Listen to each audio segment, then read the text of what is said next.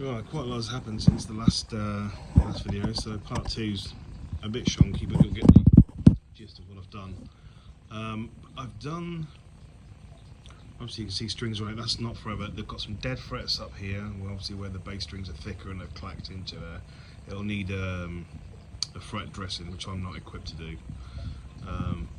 It has the wiring, I've changed, just literally finished the wiring now. I've changed it to 2 master volumes. I did think about getting a Les Paul thing. I got another wiring harness through and I thought, do you know what, I don't need a tone. I like the classic way of wiring a Les Paul rather than a modern one, which is the modern, when you turn the volume down, the tone goes down with it. From what I understand. It just makes things a bit brighter, a bit cleaner. And if you do it the old way, which is putting the tone after, I think it is. Either way, I thought I don't need a tone pot at all. Rather than routing holes in the body to put two extra holes for potentiometers, I decided that I'll just keep the 2, but have a volume for each pickup. And that way, when I go to the neck pickup, I can drop the volume down slightly, and I don't have to worry about tones and things like that. May move these anyway. But these new pots are really stiff, so I'm thinking I might keep them where they are, because although they are in the way, they are where I expect them to be. So I'm used to always just coming from the string straight up to here, check it and do that. So I think if I put some O-rings underneath to make them really stiff, then I shouldn't turn them down. I still haven't made my mind up about that. I may shift them over here slightly. I don't know. I'm in 2 minds. I've got 2 lots of scratch plate come through. I've got a matte one, a matte scratch plate, which against the shiny should be quite nice. It's similar to the pickup. So I'll have matte and shiny bits and pieces. So that should be quite cool, and I've cut that.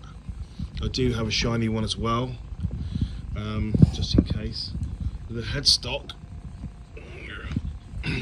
at the minute it's just rough. I'm going to take these off and refinish that, but they've gone on okay. They're missing, each missing the next one, so that's cool. That's what I wanted to happen. They miss, obviously because it was designed to have 4. I filled them in with some beach doweling, and then used a real coarse 40 grit to just take it all down flat, so you can't even feel those. They're absolutely flush. There's none at all. You can't feel it at all. So hopefully you won't see it. You probably will a bit if you're looking for it. But I've adjusted the truss rod. That nut on there is from an acoustic guitar I've got. It's slightly oversized, so these are really close to the edge. But I just wanted to get an idea of what I was looking at. I've taken them down slightly and whatever, so I need to now refret the acoustic, re-nut the acoustic. But either way, the machine heads are on. They're only on loosely. They'll come off again to refinish. And I've got some ebony stain, which I'm going to do the fretboard with. And do a little test bit on here, I think, up near the pickup. See if it works. I've got some mortar-based stuff as well for the headstock, because it's basswood, I think, and so it's a bit more softer, more porous. Just take the water stain a bit. I don't know how much use ebony, don't know, no idea. I've got some paint and I've got some nitrocellulose. So once that's all done, I was hoping I was going to not have to go and take it anywhere, so I could just do it myself, and I can do a rudimentary setup myself. But when it comes to fret dressing and remedial fret dressing, like you can see it in there, yeah, but it actually sounds bloody incredible. It's, think of like a Telecaster on steroids. That's before even swapping the pickup. I've got another pickup coming at some point. It's been a week, but yeah, I've got a P90 coming. I'm not sure I'm going to need it. I think I will try it with this in and see if it fits with the band. Because this, weirdly, I don't know why, it's a bass pickup, but it doesn't seem to be overwhelmed with bass, which is what I was worried about, muddying everything up. But it doesn't seem to. I've got some studio monitors and I've got my amplifs set up, and it sounds bloody good to my ears. A little bit clashy, but that's fine. When you're low down, right down the neck down here, it really gives you clarity. It really picks the notes out. I was doing like, you know, triads and things, tritones and things like that, and it was picking it all out, so I'm quite happy with that. But yeah, it's very nice. I'm very happy at the minute. So the next things to do, make sure that I can, because that's very tight on there, as you can see. Once it's all together where it should be, I might even move this down there. I don't know yet. But again, I've got a new switch.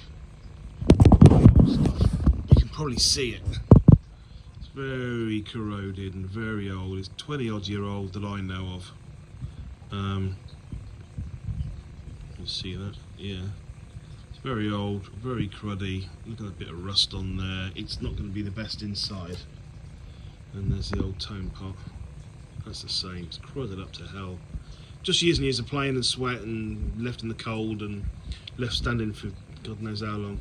The actual action is quite grainy. I don't know what this one's like.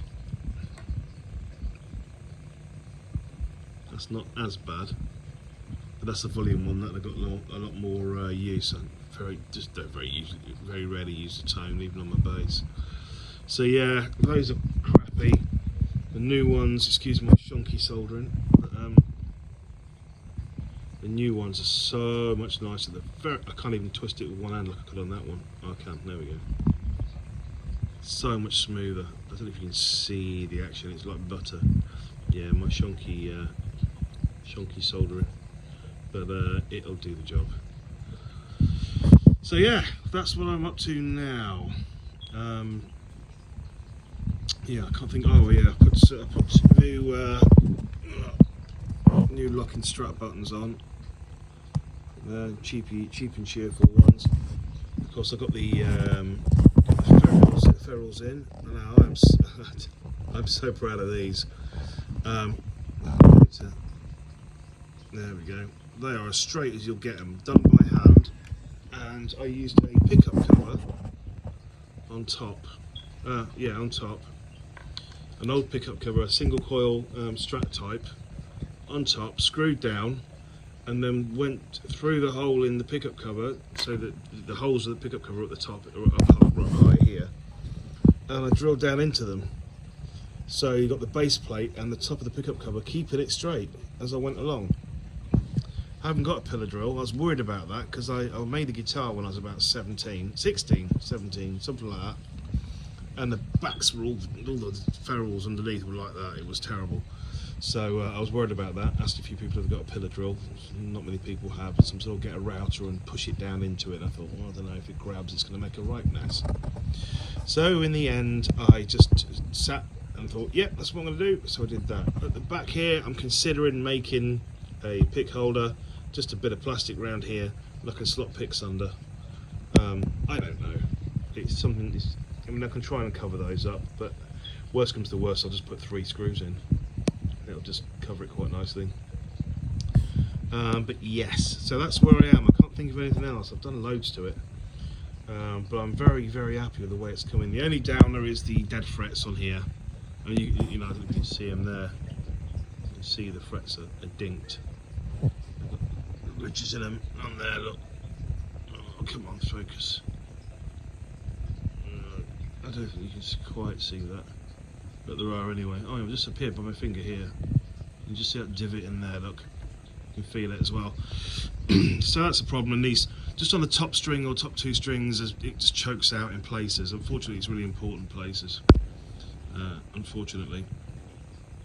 But that's, when I was, considering a week ago, I was terrified that this was not going to be tall enough. It is. I've got loads more adjustment on it. To go up and down, and also the intonation will go. You see that one now, it's a bit extreme. That's because I pulled it as far back as I dared, and that is too far. Check the intonation, that is too far out. So it's roughly where this is, so it'll just be little tweaks left and right. So yeah, that's it for part 2. Still a fair bit to do, but a lot done. I've yet to test this wiring yet, so that should be fun. It's kind of a hybrid thing that I've done. Let's hope it works. Alright, signing off till part 3.